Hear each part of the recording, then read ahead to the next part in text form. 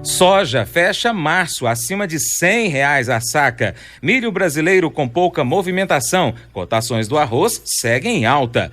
Feijão terá disputa por áreas de produção. Mercado do trigo também em alta. Produção de carne de gado deve aumentar 2,5%. Frete fica até 10,5% mais caro com coronavírus e demanda aquecida.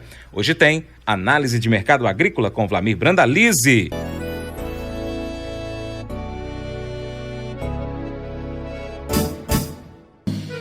Acordo de manhã para prosear no mundo do campo, as notícias escutar. Vem com a gente em toda a região com o seu programa Paracatu Rural.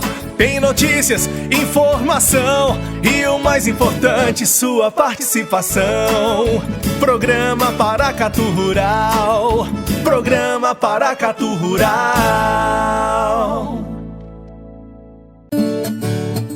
Análise de mercado agropecuário, com Vlamir Brandalize. Segundo apurou a pesquisa diária do CEPEA, Centro de Estudos Avançados em Economia Aplicada da USP, os preços da soja no mercado físico brasileiro fecharam a terça-feira, dia 31 de março, com preços médios nos portos do Brasil sobre rodas para exportação, subindo 0,55% para R$ 101,21 a saca. Com isto, o ganho acumulado nos portos fechou o mês em 12,63%. Os futuros da soja encerraram negócios na Bolsa de Chicago com pequenos ganhos de pouco mais de 3 pontos nos principais contratos, com o maio 20 terminando em $8,86 e o agosto em $8,89 por bushel.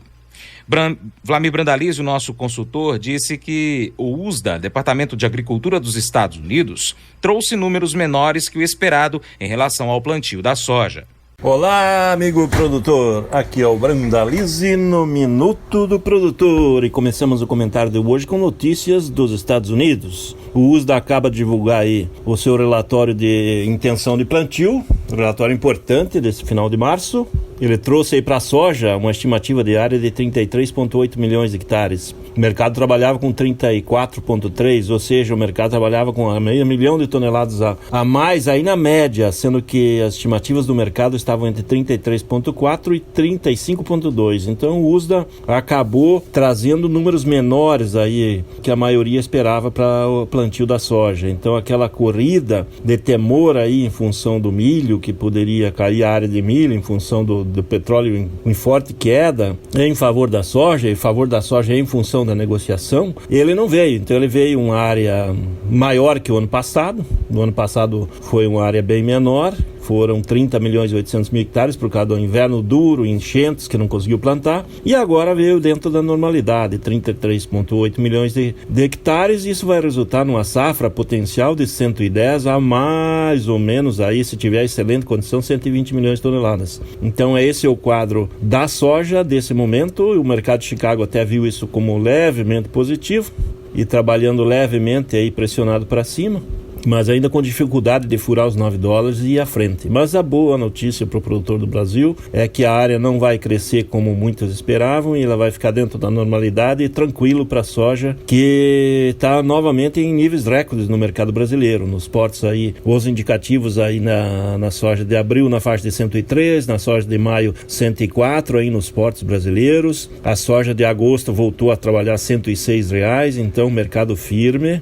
A soja da safra nova na faixa de R$100 a 101 aí para maio e junho do ano que vem. E safra nova quase não tem vendedores, e alguns negócios da safra atual aí que já está bem adiantada na comercialização. A colheita da safra atual a nível de Brasil já está na faixa de 75% colhido, sendo que Mato Grosso praticamente fechado, Mato Grosso do Sul já na reta final, menos de 10% para colher, Goiás acima de 80% colhido, Norte e Nordeste aí na faixa de 60% colhido, e o que está mais atrasado, que é a tradicional, planta mais tarde, é o Rio Grande do Sul, com um pouco mais de 45%, indo para 50% da safra colhida nesse momento. Então esse é o quadro da colheita da soja, que está na casa dos 75% colhido no Brasil, sendo que no momento também está com cerca de 75% negociado, bem adiantada a comercialização da safra brasileira de soja, soja em função das boas cotações e dos níveis recordes em reais aí que têm sido praticados. Esse é o quadro da nossa soja, do mercado atual, e na safra nova estamos aí com cerca de 35% dela negociada, e nesses últimos dias poucos negócios, porque os níveis de 98 a 100 reais que tem dado nos portos não estão atraindo aí novamente os vendedores que já fizeram bons volumes, e também está bem adiantado para o período, né? Período de março, 35% negociado, mais de 40% no Mato Grosso, é um nível muito adiantado, então está bem acima das médias anteriores. O quadro da soja segue de ritmo forte de negócios e os compradores querendo a soja, então esse é o quadro da soja brasileira.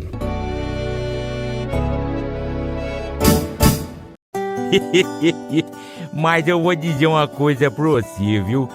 Se quiser colocar propaganda sua aqui nesse programa, olha, eu vou dizer um negócio, você vai ter um resultado bom demais, senhor. Isso mesmo, é facinho, senhor. Você pode entrar em contato com os meninos ligando no telefone deles, é o 38, é o 991810123, bem facinho. É muito bom porque aí a sua empresa vai sair dentro de um programa que é ligado aí ao homem para a mulher do campo. É bom ou não é, só?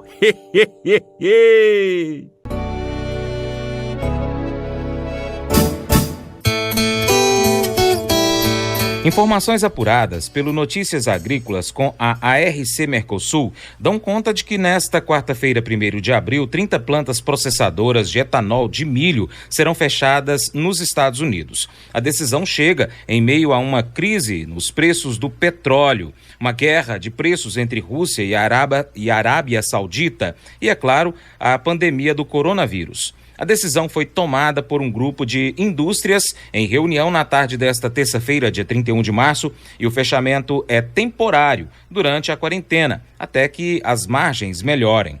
Apesar de terem fechado o último dia do mês de março em baixa, os contratos futuros do milho para maio, negociados em Chicago, acumularam alta, 8,07% este mês. Os contratos de milho com a entrega em maio fecharam a $3,40 por bushel, perda de 0,14% em relação ao fechamento anterior. O consultor Brandalize disse que o mercado brasileiro do milho segue com poucos negócios. Com relação ao milho, o milho USDA trouxe uma estimativa de crescimento forte na área, aí foi para 39,2 milhões de hectares. O mercado esperava 38,1, ou seja, mais de 1 milhão de hectares acima. O ano passado foram 36,3 milhões, então está vindo aí quase 3 milhões de hectares a mais de milho. E com isso o milho já vai lá para um potencial de safra de 390 milhões a 400 milhões de toneladas se o clima for favorável e a safra for ideal. Então o produtor americano não ficou com medo aí da guerra do petróleo. Ele acredito que a guerra do petróleo passa nas próximas semanas e meses e aí volta tudo ao normal e o quadro do petróleo volta a subir e vai favorecer o etanol. Então essa é a ideia do produtor, que aposta mais no milho do que está apostando na soja. Então o crescimento do milho é um pouco maior aí em área do que foi o crescimento apontado da soja. O mercado brasileiro do milho segue com poucos negócios, os portos aí na faixa de R$50 aí para a safra de janeiro, fevereiro, mas não tem vendedores, os portos atuais de 45,5 a 47 também sem vendedores, e os negócios internos na faixa de 47 a R$50 no sul e sudeste do Brasil para o milho disponível próximo do consumidor, e pouco acima dos R$50 junto às indústrias, mas aí poucos comprando, os compradores querem pagar abaixo de 50, 48, que é o padrão das indústrias, principalmente Paraná. Hoje os compradores de 48, no máximo 49 CIF com prazo. Então esse é o quadro do milho, que vem mostrando boas condições de lavoura safrinha, principalmente no Mato Grosso, né? Mato Grosso com um recorde histórico de área plantada de safrinha, mais de 5,2 milhões de hectares, alto potencial, podendo ir a 35 milhões de toneladas, as condições seguem dentro da normalidade e é muito próximo do que está no restante do Brasil. As lavouras estão em evolução e com algumas reclamações do Paraná, que continua ainda com poucas chuvas abaixo do ideal para o milho aí, que tá nos campos nesse momento. Então o milho do Paraná, parte do Mato Grosso e de São Paulo também sofrendo um pouco com falta de chuvas nesse momento da safrinha. Safrinha está nos campos com mais de 13 milhões de hectares plantados e potencial na condição atual de ir aos 80 milhões de toneladas. A comercialização de milho da safrinha também está muito lento em função de que os níveis de 45 a 47 reais aí nos portos para o segundo semestre não atraem vendedores. E também está lento no mercado doméstico. Os grandes consumidores sabem que vem um bom volume de oferta e como não está girando na exportação, estão tranquilos e o mercado de milho segue na calmaria. E o produtor, quando vai precisando de caixa, está vendendo soja que está com recorde histórico de cotação. Esse é o quadro do milho brasileiro do momento, que segue com boa demanda. O setor da ração a todo vapor internamente. Ração para suínos, ração para frango, ração para ovos também, que é disparado da demanda de ovos. Esse é o quadro no momento. O agronegócio observou altas nos valores de frete para transporte de grãos no mês de março. De acordo com o Instituto Mato Grossense de Economia Agropecuária, IMEA, na última semana os custos subiram até 10,5% em parte do país, refletindo a menor disponibilidade de caminhoneiros e a demanda aquecida. Daniel Furlan, economista da Associação Brasileira das Indústrias de Óleos Vegetais, a ABIOV, conta que a alta do dólar é o principal motivo, porque gerou um cenário de preços da soja atrativos e, consequentemente, uma maior intenção de venda por parte dos produtores. Segundo as duas entidades, a pandemia de coronavírus também impactou os serviços de frete, pois desencorajou caminhoneiros a aceitarem fretes para alguns trechos, por medo de não encontrarem serviços essenciais, como restaurantes e borracheiros. Segundo reportagem do Canal Rural, o superintendente do IMEA, Daniel Latorraca, ele afirma que a tensão das últimas semanas está diminuindo. As cotações do arroz seguem em alta, dentro da normalidade, segundo Vlamir Brandalize. Com relação ao nosso amigo arroz, segue com a colheita no Rio Grande do Sul. Fronteira oeste já indo para 80% colhido, até acima. O Rio Grande do Sul como um todo aí na faixa de 50% quase já nesse momento. E as produtividades estão dentro da normalidade. A questão é que esse ano a gente tem visto os comentários dos arrozeiros, é que tem arroz aí de vários padrões de rendimento, né? Tem arroz de 30 a 35 a mais de 62% de renda de inteiros. Então tem arroz de todo tipo de renda. Então esse ano o pessoal comenta que vai ter um pouco mais de produto que vai para a pulverização. As cotações seguem alta, o mercado segue firme. Houve um avanço de R$2 em relação à semana passada. Hoje os indicativos estão de R$52 a R$57 no mercado gaúcho e nas demais regiões do Brasil também puxando. Tocantins também colhendo a safra e também puxando as cotações, em função de que a demanda disparou, né? As indústrias estão abarrotadas de pedidos, o varejo está vendendo, o consumidor está levando, a televisão está fazendo um terror com relação à questão do coronavírus, o consumidor está fazendo armazenagem de arroz, de feijão, de alimentos não perecíveis em casa, temendo aí que está em plena guerra, né? Então é uma guerra que a imprensa está fazendo e os consumidores levam tudo que podem para casa para não passar fome. E arroz e feijão com a demanda aquecida. No varejo os indicativos também subiram. O fardo do sul aí na faixa 65 a 95, com médios em crescimento semana a semana. O pacote avançando aí entre R$1 e R$2 nessa última semana. Então os pacotes de arroz variando de 13 a R$24, a maioria acima de 15 já na gôndola do varejo, em função do aumento do custo do casca e do custo também da logística, do processo todo um pouco mais caro aí nesse momento aí de virada de mês de março e começo de abril. A demanda segue firme e vai continuar nesses próximos dias aí junto aos varejistas que estão vendendo aí os alimentos aí que vão para atender o consumidor no mês de abril, que vai continuar no período de quarentena. Então muito arroz vai para casa dos consumidores, muito feijão, e as cotações do arroz seguem firmes. Segundo o IBRAF, em algumas capitais do Nordeste, principalmente o PROCON está notificando o empacotador cuja marca foi identificada com reajuste de preço no varejo. Tem sido percebida uma forte diminuição no volume de venda na região sul, onde o feijão preto também está à disposição com preços mais acessíveis. Vlamir Brandalize afirma que este ano o feijão terá disputa por áreas, em função da produção de semente de milho. No caso, o feijão também segue firme, pouca oferta, mercado aí de 250 a 320, na linha do Carioca, até acima tem sido falado para um produto quando aparece um padrão tipo 9 em diante, mas as ofertas são pontuais e os negócios estão sendo pontuais. A demanda segue firme e o feijão segue firme no produtor e no varejo e mantendo boa demanda aí, porque entre 5 e 8 reais que está sendo ofertado nas gôndolas do varejo está girando funcionando bem também, o consumidor está levando para casa em função de que ele está vendo outros produtos aí dispararem de preços, aí como o álcool gel, que era um produto que se vendia abaixo de R$10, aquele frasco com meio litro, e hoje está 20, 30 quando aparece. Então o arroz e o feijão acabou ficando muito barato dentro do sistema de gastos aí das famílias, né? Então arroz e feijão continua barato e a demanda do consumidor é em cima de arroz, feijão, ovo, que está levando para casa em grandes volumes para armazenar e passar o período de quarentena sem passar fome. Um dos fatores que a gente tem visto no varejo é que a mídia tem colocado aí para o consumidor levar para casa entre hortifruti, produtos que você precise descascar, não usar muito produto que você consuma